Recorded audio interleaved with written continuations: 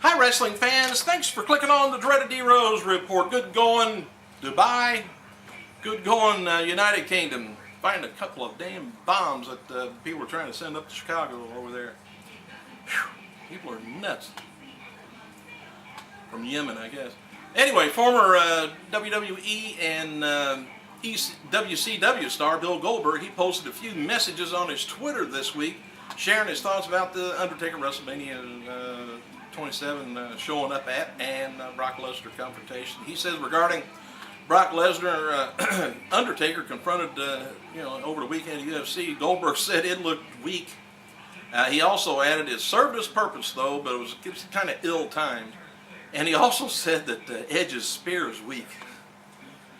Anyway, he was asked on some follower on his Twitter account if he'd wrestle Brock Lesnar again. He said he'd do it in a minute. Anyway, Lesnar Goldberg had a memorable match. Memorable, not the best, but WrestleMania 20. It wasn't really a bad match, but man, everybody knew that they were going to be because of the wonderful internet people. They knew that was going to be their last match, and fans were upset. Goldberg, of course, got stunned by Austin. I think Brock might have too. I can't remember now whether he got both of them or not. But anyway, Goldberg said he'd wrestle Undertaker in a New York Minute, and also could be a possible opponent for the Dead Man next year. And when asked if he would return to WrestleMania, he said not really up to it right now. So what he wants to do is get good and fit again, and take on whoever's available. Former WWE diva Serena, she speaks out after on her first post WWE interview.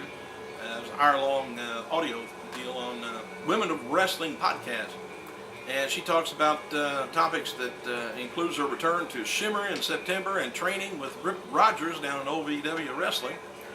And the early days of her career when she was trying to get noticed and meeting CM Punk and Shimmer memories and getting signed and all this stuff. But anyway, and then she talked about her hair shaving and all that good stuff. But you can catch it online. I won't get all into that. But CYInterview.com can confirm that Jade Adams, don't sound familiar? Well, she's the daughter of deceased British pro wrestler Chris Adams, now adopted daughter of former WWE champion Steve Austin, gave birth to a baby boy.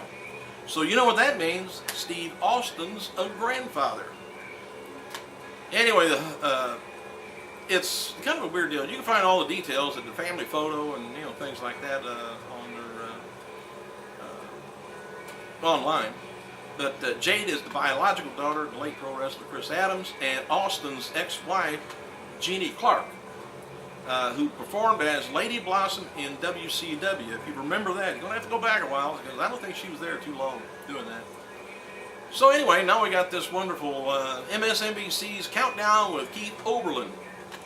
Recently did a story on women's issues in the coming selection season. Olbermann addressed Vince McMahon's comments that he's fed up with misleading and malicious attacks on WWE, and countered with presumably it's where one can stand up for his rights to order a female to get down on all fours and bark like a dog. If you remember that, he was confronted with it.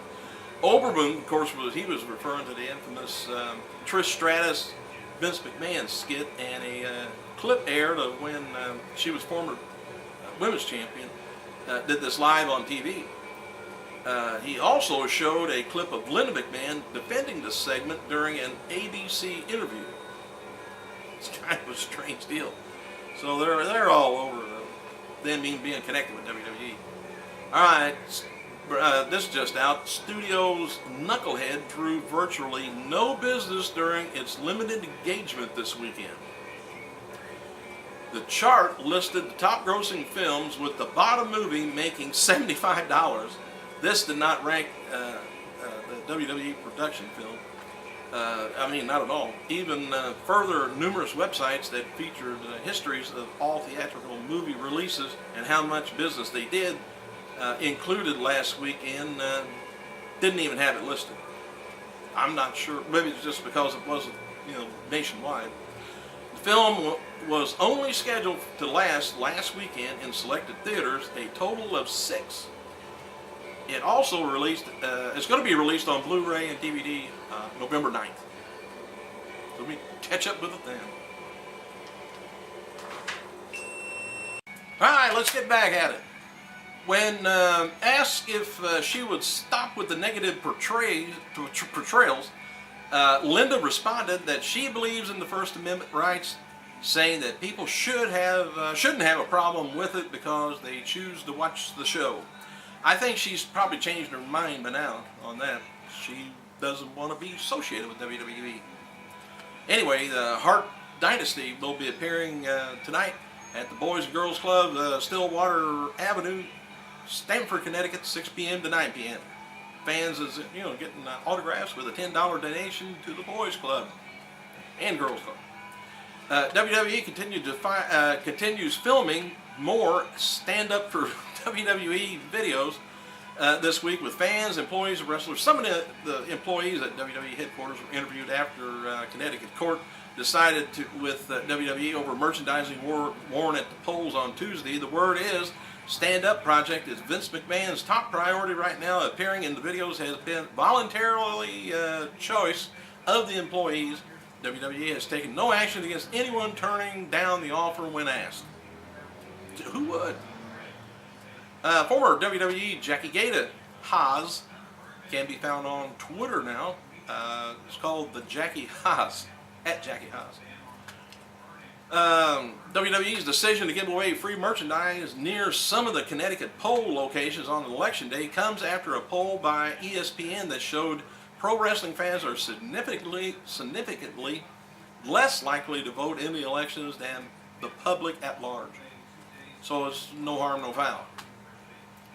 A reporter interviewed UFC's Dana White yesterday regarding the news that WEC is merging with UFC, and there was talks about the Undertaker and Brock Lesnar situation. White says he doesn't believe the incident hurt UFC's integrity at all. Alright, below is an updated card for TNA's Turning Point coming out of last night's Impact. TNA World Champion match, Mr. Anderson versus Hardy. X Division title match, Robbie E taking on Jay Lethal. Tag team titles is going to be Team 3D Motor City Machine Guns. Fortune versus Evie 2.0. Winner gets to pick opponents to be fired. Mickie James taking on Tara. TNA has not officially announced the following matches for the pay-per-view, but they were mentioned on last night's show. Samoa Joe taking on Jeff Jarrett. Rob Van Dam taking on Tommy Dreamer. And Abyss taking on the Pope in a last rites match. WWE has updated the card for their return to Madison Square Garden in New York, Sunday, December 26th, day after Christmas. Here's the listing so far. John Cena taking on CM Punk versus Wade Barrett versus Randy Orton in a steel cage. Mark Henry taking on Sheamus. William Regal taking on R-Truth. Ted DiBiase taking on Goldust. Nexus versus Santino and Vladimir. Melina and Eve Torres taking on Alicia Fox. Maurice in a Santa Claus Helper Diva match. And they're going to be fully clothed, probably from head to toe, no doubt. Battle Royal with the winner facing Daniel Bryan for the U.S. title shot. Participants include The Miz, R-Truth, John Morrison, and the usual bunch. Is another match. WWE continues the breakup angle between the Hart Dynasty and last night's superstars. David Hart Smith came to the ring during Tyson Kidd's match against Zack Ryder and cost the Kid the match. The latest Connecticut Capitol poll shows that Richard Blumenthal is up 52% or 52 to 44% over Linda McMahon. So that $20 million she spent didn't buy her way into there. That's bad. SmackDown star Kofi Kingston is going to be appearing live at the Ghost Hunters Halloween special this Sunday night, 7 p.m. on Sci-Fi Network. I guess I better get off here before I run out of time. So, hey, you guys, thanks for clicking. Be on here tomorrow. I gotta go.